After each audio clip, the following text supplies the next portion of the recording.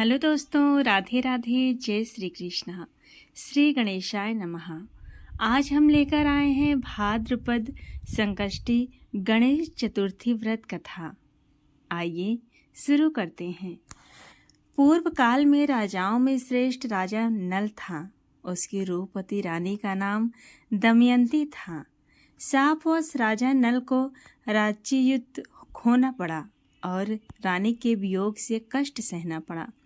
तब दमयंती ने इस व्रत के प्रभाव से अपने पति को प्राप्त किया। राजा नल के ऊपर विपत्तियों का पहाड़ टूट पड़ा था। डाकुओं ने उनके महल से धन, गजशाला से हाथी और घुड़शाला से घोड़े हरण कर लिए तथा महल को अग्नि से जला दिया। राजा नल भी जुआ खेलकर सब हार गए। नल असहाय होकर रानी के साथ वन को चले गए। शापवश स्त्री से भी वियोग हो गया। कहीं राजा और कहीं रानी दुखी होकर देशाटन करने लगे।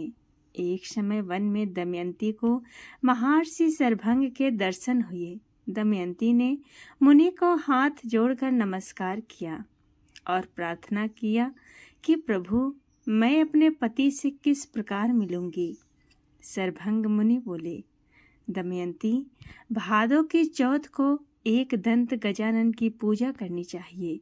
तुम भक्ति और श्रद्धा पूर्वक गणेश चौथ का व्रत करो, तुम्हारे स्वामी तुम्हें मिल जाएंगे।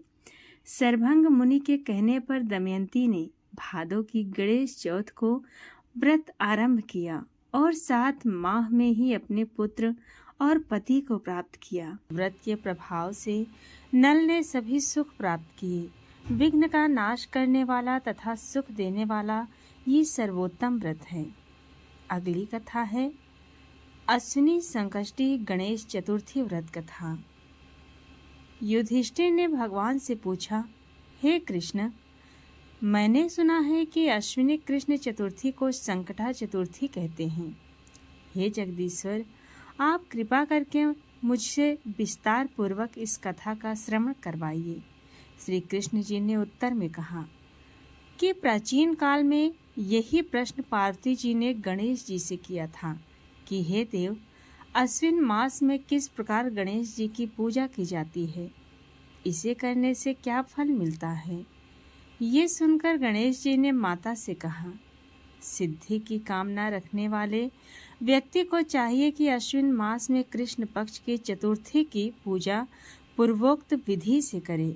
अश्विन मास की संकटी चतुर्थी को श्री कृष्ण तथा वाणासुर की इस कथा के अनुसार एक समय की बात है कि वाणासुर की कन्या उषा ने सुषुप्तावस्था में अनिरुद्ध का स्वप्न देखा।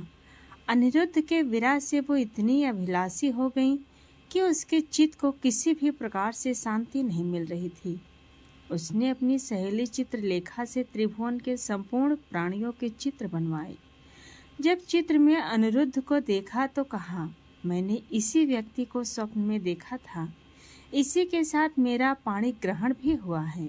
हे सखी, यह व्यक्ति जहाँ कहीं भी मिल सके ढूंढ लाओ, अन्यथा इसके वियोग में मैंने अपने प्राण छोड़ दूंगी। अपनी सखी की बात सुनकर चित्रलेखा अनेक स्थानों में खोज करती हुई द्वारिकापुरी में आ गई। चित्रलेखा राक्षसी माया जानती थी। उसने वहां अनिरुद्ध को पहचान कर उसने उसका अपहरण कर लिया और रात्रि में पलंग सहित अनिरुद्ध को उठाकर वो गोधली बेला में वाणासुर की नगरी में प्रविष्ट हुई। इधर प्रद्युम्न को पुत्र शोक के कारण असाध्य रोग से ग्रसित होना पड़ा। अपने पुत्र प्रद्युम्न एवं पौत्र अनिरुद्ध की घटना से कृष्ण जी भी व्याकुल हो उठे।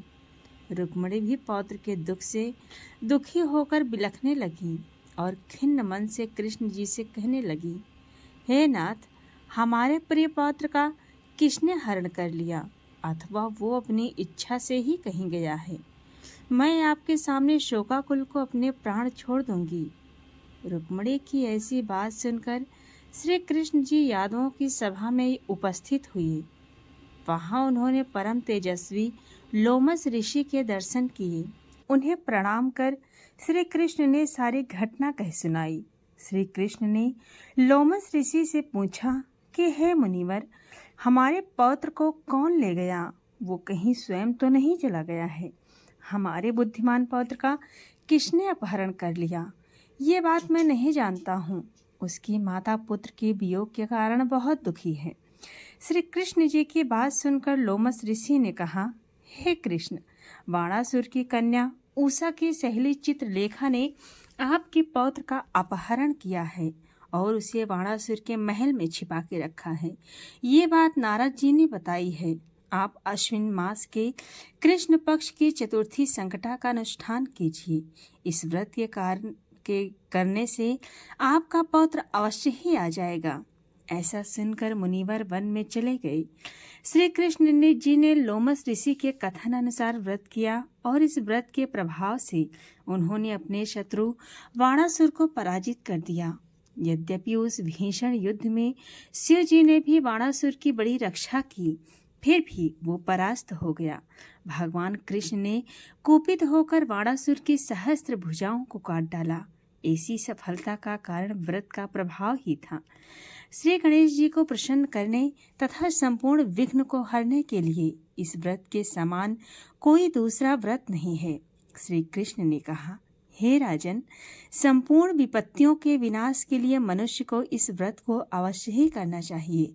इसके प्रभाव से आप शत्रुओं पर विजय प्राप्त करेंगे, यम राज्याधिकारी होंगे। इस व्रत की महिमा का वर्णन बड़े बड़े विद्वान भी नहीं कर सकते। हे कुंती पुत्र, मैंने इसका अनुभव स्वयं किया है। ये मैं आपसे सत्य कह रहा हूँ।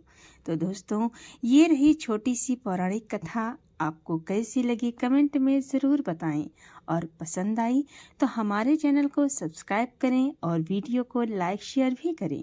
धन्यवाद।